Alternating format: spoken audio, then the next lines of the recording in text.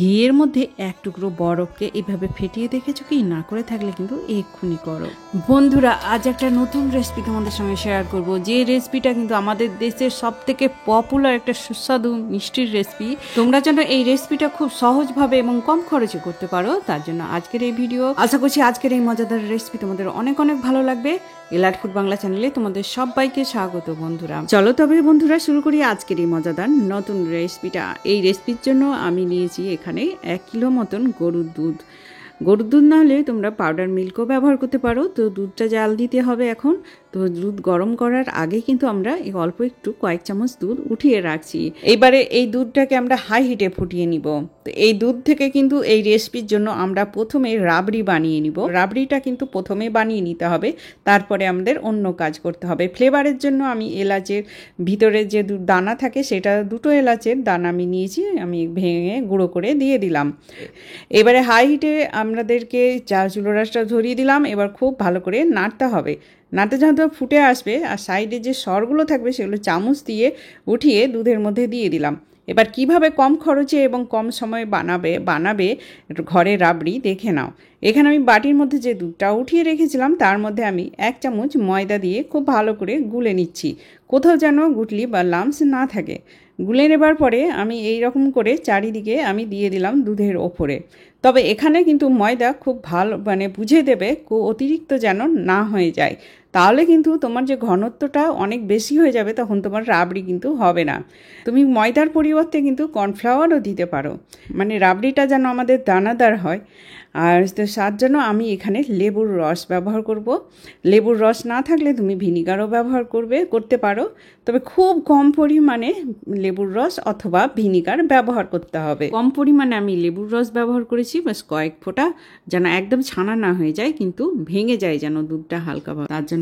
এবার আমরা নেড়ে নিচ্ছি। তো দেখো, এবার আমরা এখানে চিনি দেবো, তবে চিনির পরিমাণটা তোমার স্বাদ অনুযায়ী দেবে। আমি খুব অল্প চিনি ব্যবহার করছি, কারণ পরেও আমরা চিনি ব্যবহার করব এই রেসিপির জন্য।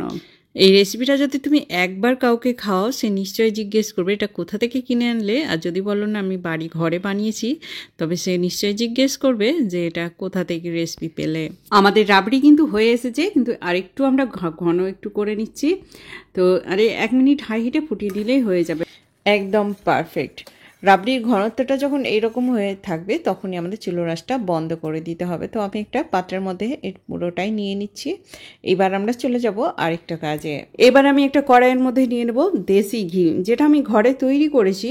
প্রত্যেকটা ঘিয়ের রেসিপি কিন্তু ভাইরাল হয়েছে, তোমরা দেখে নিতে পারো, এবং তোমরা আশা করছি অনেক উপকারে আসবে তোমাদের ওই ভিডিওগুলোতে।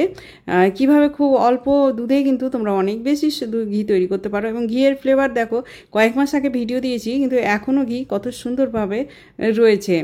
তো এই ঘি আমি ব্যবহার করছি কাপের 1/4 কাপ আমি ঘি ব্যবহার করব। অবশ্যই কিন্তু গলানো ঘি ব্যবহার করবে, একদম ফ্রিজের কিন্তু জমানো ঘি ব্যবহার করবে না। ফ্রিজে থেকে যদি ঘি বার করো তবে একটু গলিয়ে নেবে, তারপরে এই রেসিপির জন্য ব্যবহার করবে। তো আমি ঘি দিয়ে দিলাম কড়াইয়ের মধ্যেই। এবারে আমরা কি করব, আমি একটা বাটির মধ্যে বরফ জমিয়েছিলাম, একদম একটা চাপ। আর ছোট ছোট কিউব যদি ব্যবহার করো এই রেসিপির জন্য তাতেও হবে। তো আমি এই বাটির মধ্যে বরফটাকে দিয়ে আমি খুব ভালো করে কিন্তু এই ঘিটাকে ফেটিয়ে নেব। এখানে বরফের সাথে কিন্তু বাটারকে 2 থেকে 3 মিনিট ফেটালে এইভাবেই হয়ে যাবে। যখন কড়াইয়ের ধারে লেগে যাবে তখন হাতে করে নিয়ে মাঝখানে করে আরেকবার এইভাবে তোমরা ফেটিয়ে নেবে। এভাবে ফেটাতে ফেটাতে দেখবে যে বাটার বা মাখনের মতন হয়ে যাচ্ছে এই ঘি, তখন বুঝতে হবে যে আমাদের ফেটানো একদম হয়ে গেছে। বরফ দিয়ে ফেটানোর সময় যে পানিটা এক্সট্রা থাকবে, জমে যাবে, সেটা কিন্তু আমরা সরিয়ে দেবো, আর এটা সরিয়ে দিতে হবে। আজকের এই ভিডিওটা কিন্তু তোমরা পুরোপুরি দেখো, আর এই ভিডিও দেখার পরে তোমরা নিশ্চয়ই বলবে যে দিদি ভাই দারুণ একটা রেসিপি দিয়েছো, এবং ভালো লাগুক না লাগুক তোমরা কমেন্ট করতে কিন্তু ভুলবে না আমাকে। তো সবগুলো ঘিকে জমা করে এখন আমরা কিন্তু এখানে পানিটাকে ফেলে দিচ্ছি, সরিয়ে দিচ্ছি। তারপরে আবারও খুব ভালো করে হাতে এইভাবে ফেটিয়ে নিতে হবে। ফেটাতে ফেটাতে দেখবে একদম ক্রিমের মতো হয়ে যাবে এই মাখন। আমরা পেস্ট্রি বা কেকের বোর্ডে যে ক্রিমগুলো দিই বা খাই যে আমরা কিনে, সেই রকমই কিন্তু লাগবে দেখতে এইভাবে যদি ফেটিয়ে নাও। আর আমার হাত দিয়ে ফেটানো দেখে যদি তোমাদের অসুবিধে হয় তো তোমরা বন্ধুরা চামচ দিয়ে করে নেবে। যেভাবে আমরা ঘি বানাই তার আগে কিন্তু সরটাকে এইভাবে ফেটিয়ে নিই, এইভাবে কিন্তু ফেটিয়ে নেবে। তবে অত টাইম লাগবে না, এটাতে 3 থেকে 4 মিনিট এইভাবে ফিটিয়ে নিলে কিন্তু হয়ে যাবে। তো বন্ধুরা, একটু হাতে তোমাদের লাগতে পারে, কিন্তু রেসিপিটা যখন সম্পূর্ণ পেয়ে যাবে তারপরে কিন্তু তোমাদের হাতের ব্যথা কি একটু লেগেছে সেটা কিন্তু সম্পূর্ণ ভুলে যাবে। এবারে আমরা ময়দা ব্যবহার করব। তো অবশ্যই কিন্তু ময়দায় ব্যবহার করবে, এর মধ্যে আটা, গমের আটা দেবে না। 1 কাপ পূর্ণ করে আমি ময়দা ব্যবহার করলাম, আর তারপরে আমরা আর কয়েক চামচ আমি এখানে ময়দা ব্যবহার করলাম। এখানে ময়দা 1 কাপ থেকে একটু বেশি রয়েছে, আর 1/4 কাপ আমরা ঘি ব্যবহার করেছি। তোমাদের মাপটা কিন্তু বোঝা গেল। এখন আমি খুব ভালো করে কিন্তু এই বাটার মধ্যে কিন্তু ঘিয়ের মধ্যে আমরা ময়দাটাকে খুব ভালো করে মিক্স করে নিচ্ছি। ময়দার মধ্যে ঘি খুব ভালো করে মিক্স করা হয়ে গেল। এখন এর মধ্যে আমি দিয়ে দিব ঠান্ডা দুধ। আমি ফ্রিজে রেখেছিলাম, সেই দুধটাই আমি ব্যবহার করছি। কোনো মতে কিন্তু ঠান্ডা নর্মাল টেম্পারেচারে দুধ ব্যবহার করবে না, ফ্রিজে রেখে ঠান্ডা, অথবা তুমি একটু বরফ দিয়ে দিতে পারো দুধটা ঠান্ডা করার জন্য। তো আমি 1 কাপ দুধ দিয়ে ভালোভাবে এটাকে মেখে নিলাম। তারপরে একটা ঘন ব্যাটার তৈরি হয়ে গেল। আমাদের কিন্তু ব্যাটারটা মাখানো হয়ে গেছে দুধ দিয়ে, এর থেকে। আর তারপরে আমরা এবার একটা পাতলা ব্যাটার করে নেব। এবার তোমরা কিন্তু ভিডিও দেখতে থাকো শেষ পর্যন্ত, আর কিন্তু আমাদের বেশি সময় লাগবে না এই রেসিপিটা তৈরি করতে। মগের মধ্যে আমি খুব ঠান্ডা পানি নিয়েছি, ফ্রিজের একদম কনকনে ঠান্ডা পানি দিয়ে আমি ব্যাটারটাকে তৈরি করব। পাতলা একটা ব্যাটার তৈরি হয়ে গেল বন্ধুরা, এইভাবে তোমরা ঘরেও করে নেবে। তারপরে আমি আরও পানি দিয়ে দিলাম যেন আরও বেশি পাতলা হয়। আর তো পাতলাটা না করলে কিন্তু তোমার কিন্তু যে রেসিপিটা হবে কিন্তু একদম তোমার কিন্তু ঘরে ভালোভাবে হবে না। তোমরা প্রত্যেকটা টিপস অ্যান্ড ট্রিকগুলো কিন্তু ফলো করবে। আর অল্প কিছু পানি থেকে গেল, তোমরা ডিপেন্ড করছে কতটা পানি লাগবে সেই ময়দার উপরে। আমি ছেঁকে নিলাম যেন কোথাও গুটলি বা লাম্পস না থাকে, তার জন্য। অনেক বন্ধুরা আমাকে এর আগে কমেন্ট করেছে ভিডিওতে, হাত দিয়ে ঘাঁটাঘাঁটি করে, মানে ঘিয়ের সর থেকে ঘি তৈরি করছিলাম তো সেই ভিডিওতে। তো তোমরা যেভাবে পারো করো, কিন্তু এইভাবে করলে আমার মনে হয় টেস্টটা একটু ভালো হবে। আজকের এই মজাদার রেসিপিটা কিন্তু তুমি মিষ্টির দোকানে বা ব্র্যান্ডের কোনো মিষ্টি দোকানে গেলে কিন্তু অনেক টাকা খরচ করতে হয় বন্ধুরা। এই মিষ্টিটাই তুমি ঘরে এইভাবেই কিন্তু পারফেক্টভাবে বানিয়ে নিতে পারো। শুধু ভিডিওটা তোমরা খুব ভালোভাবে লক্ষ্য করবে যে আমি কিভাবে করলাম, একদম পারফেক্ট হবে। ভিডিওটা তো আর এমনি এমনি হয়ে যায়নি, সেটা আমি ঘরে বানিয়েছি তারপরে তোমাদের কাছে প্রেজেন্ট করলাম। তো কিছু বরফ দিয়ে দিলাম পাত্রের মধ্যে, তোমরা দেখতে পেলে। আর সেই ওপরে ব্যাটারের পাত্রটা দিয়ে দিলাম। এবারে কিছু ব্যাটারের মধ্যেও আইস কিউব দিয়ে দিলাম। এখানে আমি নিয়েছি কেচাপের বটল, এতে আমি ব্যাটারটাকে অল্প করে ভরে দিচ্ছি।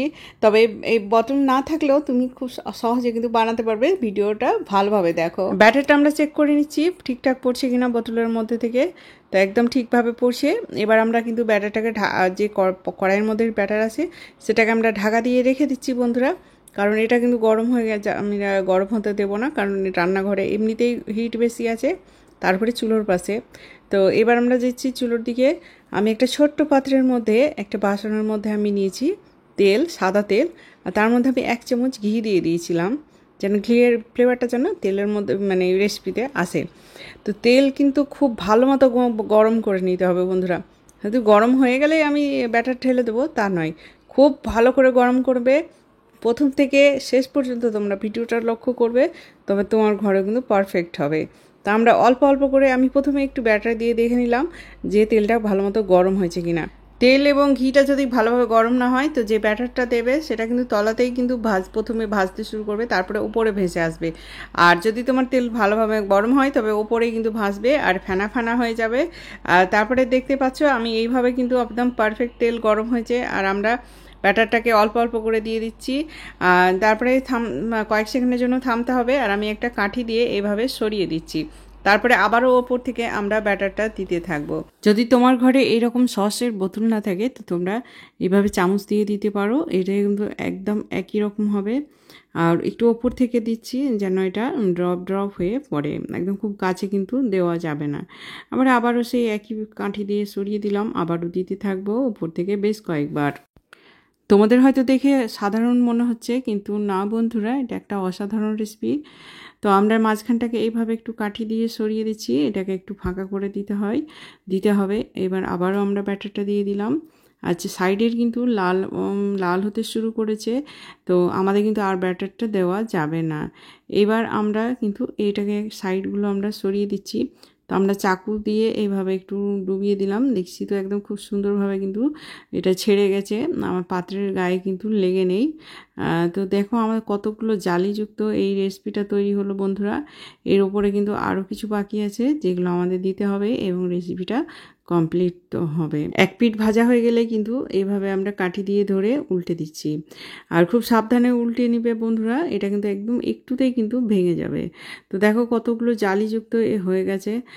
এবার আমরা একটা ট্রের ওপরে রেখে দিচ্ছি যেন এক্সট্রা যে ঘি বা তেল আছে সেগুলো যেন ঝরে যায়, এবং বাকি যে ব্যাটারগুলো আছে সেই একইভাবে আমরা বানিয়ে নেব।